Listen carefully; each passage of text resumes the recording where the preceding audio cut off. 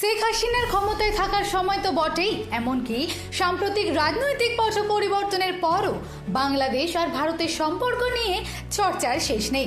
বিশেষ করে ত্রিপুরার সাথে বাংলাদেশের যে ঐতিহাসিক ও আত্মিক টান তা বারবার উঠে এসেছে চর্চায়। আর ঠিক এই পরিস্থিতির মাঝেই ঘটল এক অপ্রত্যাশিত ঘটনা। বাংলাদেশের প্রাক্তন প্রধানমন্ত্রী শেখ হাসিনা নিজেই উদ্যোগ নিয়ে যোগাযোগ করলেন ত্রিপুরার এক বিশিষ্ট সাংবাদিকের সঙ্গে। সম্প্রতি হেডলাইন্স ত্রিপুরা ন্যাশনালের সম্পাদক তথা কর্ণধার প্রণব সরকারের কাছে এলো এক সারপ্রাইজ কল।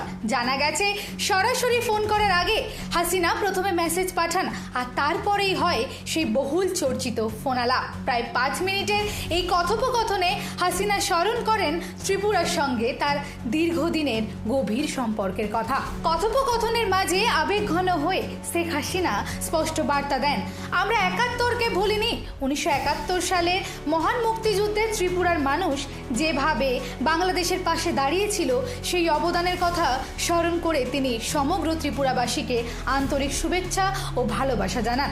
শুধু তাই নয়, ফোনালাপের এক পর্যায়ে তিনি প্রণব সরকারের সহধর্মিণী তথা ত্রিপুরা ভবিষ্যতের সম্পাদিকা চন্দ্র রায় সরকারের সঙ্গেও কথা বলেন এবং কুশল বিনিময় করেন।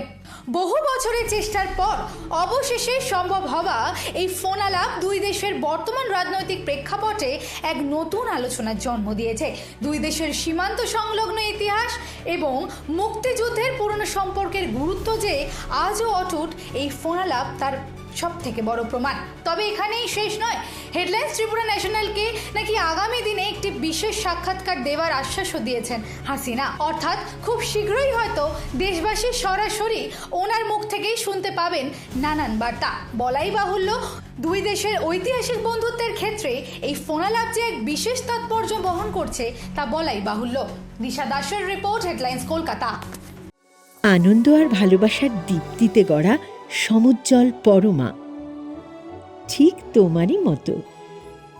শ্যাম সুন্দর কোম্পানি জুয়েলার্স, আগরতলা, উদয়পুর, ধর্মনগর, কলকাতা।